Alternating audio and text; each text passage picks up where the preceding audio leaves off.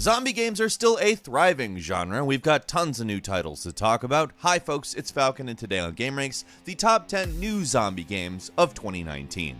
Starting off at number 10, it's The Black Masses, which is an open-world fantasy co-op RPG, which is saying a lot in the zombie genre. So what's pretty cool about this game is the zombie hordes basically are built on the same technology as the developer's previous title, Ultimate Epic Battle Simulator. To that system, it adds a parkour system which allows you to use the environment to cleverly dispatch or avoid the Black Masses, the zombies of the game. Now I want to just go ahead and say, I've played the demo and I love it. This game is great.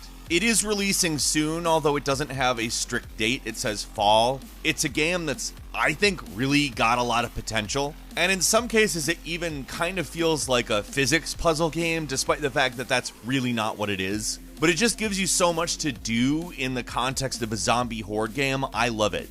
Moving on to number 9, Medieval is a remake of a 90s game that never really got the full shake I think it deserved, because this game is, in a lot of ways, like a predecessor to Dark Souls, and it's goofier, obviously. It's got a Tim Burton Nightmare Before Christmas stop-motion animation style aesthetic, but it's a serious game, and it's really nice to see this game look as good as it does in 2019. It loses none of its charm, but picks up so much, not only in its graphical fidelity, but also similarly to what happened with Spyro in its camera system. The Spyro the Dragon trilogy is just infinitely more playable, and everything about that trilogy's camera fixes applies to Medieval. It was very much a game of its time, especially in regard to its camera. So what you get is sort of a proto-Dark Souls experience with much, much better camera. This game is great, and honestly, everybody should at least give it a shot. The quality of life fixes make it something that, in my opinion, stands up today easily,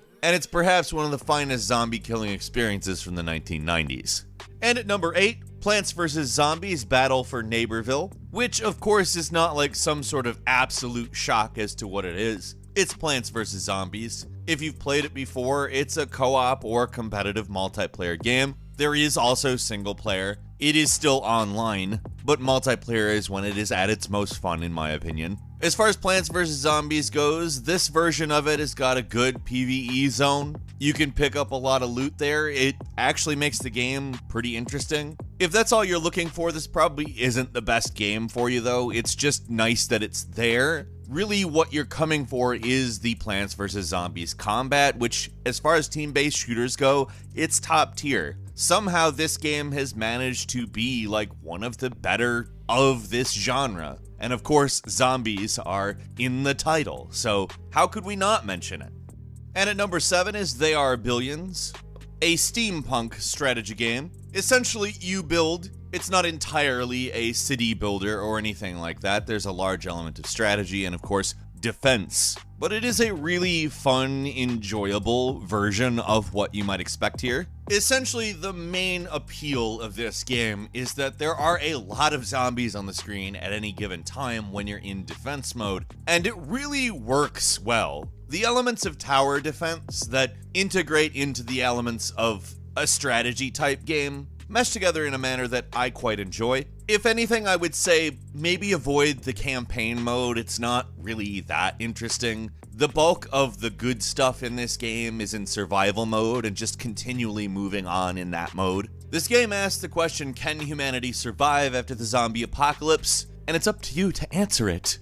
Moving on to number 6, Daymare 1998 is a game in which a small town gets turned into basically a zone of destruction as these sort of buff hyper zombie claw monster things. Lobster zombies? Let's call them lobster zombies. I mean, they aren't all like that, but it's basically a pretty old school survival horror type game. It's really based around the old school type inventory management, avoiding combat strategically, and there's a lot of exploration and puzzles. Of course, bosses as well. It will remind you of Resident Evil. It is a little bit more of a game that's trying to one-up Resident Evil in some ways, and I think that that's good because I think just making Resident Evil again doesn't work, but making something that harkens back in this way does. Daymare 1998 is a hell of a game at a $30 price point. Give it a shot. Moving on to number 5 is Dead Frontier 2, a free-to-play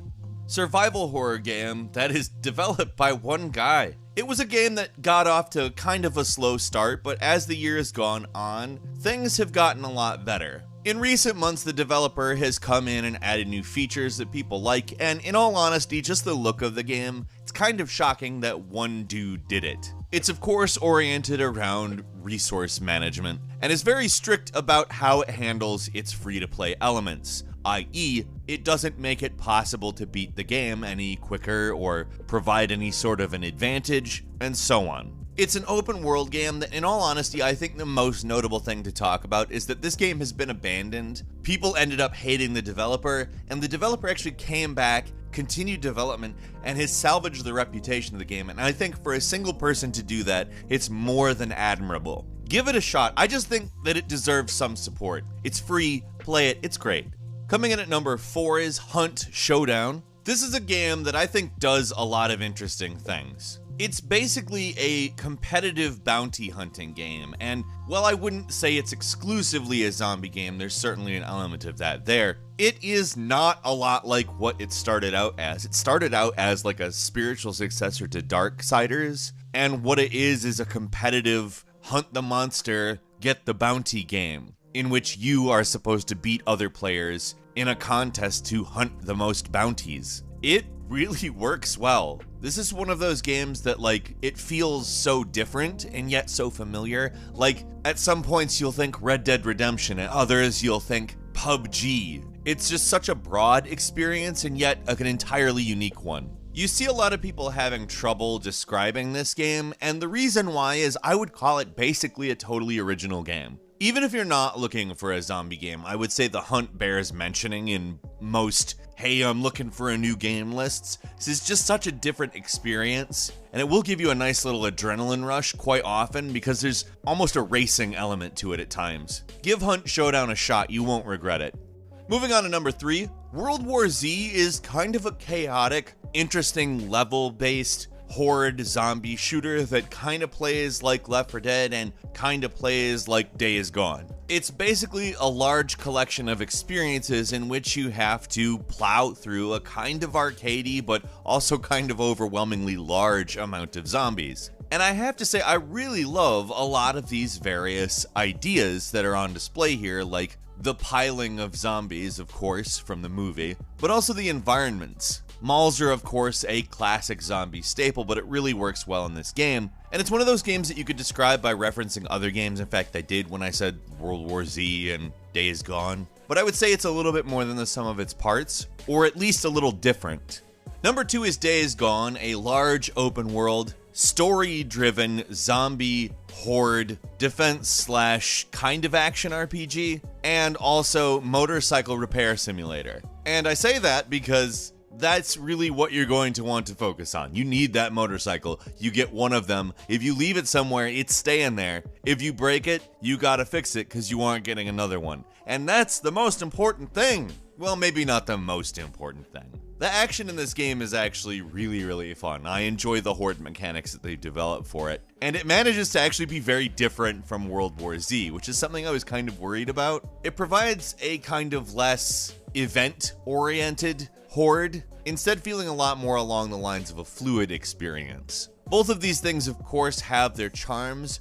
I think I want to lean on Days Gone as the one I probably personally like better, and I think it's going to be a game that gets sequels, and I think the sequels will probably be better. Still, I think that it's a great game, and I think it deserves a high place on most zombie game lists. Again, a sum of many different influences, and really an enjoyable one.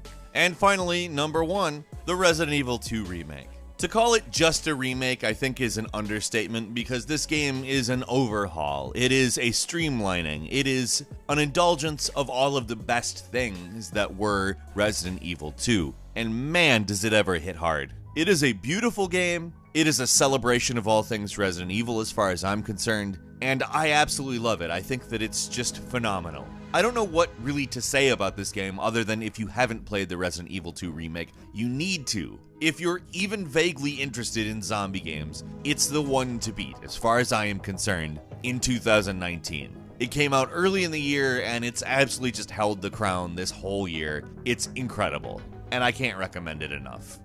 Couple of quick bonuses for you. The Black Ops 4 Zombies Aether story's conclusion, Tag der Toten, is a fitting wrap-up to that storyline. Of course, Call of Duty Zombies is always fun. Moving on is, of course, the modern polygon graphics of The Walking Zombie 2. We're talking about a game that's basically just exactly what you expect of it. It's not a particularly advanced game, however, it is a lot of fun. It's got a few downsides in the way it handles microtransactions, but it's a free-to-play, fun, charming game that I think you should give a shot. And finally, Red Dead Redemption 2 Undead Nightmare. Possibly. Big, hard emphasis on possibly. But zombies have been cropping up on the Red Dead Redemption online map. People are taking it as a teaser for an event. I'm gonna go ahead and say that's probably the case, and we all look forward to it with great interest. What zombie games are you going to be playing soon? Which ones have you already played? Leave us a comment, let us know what you think.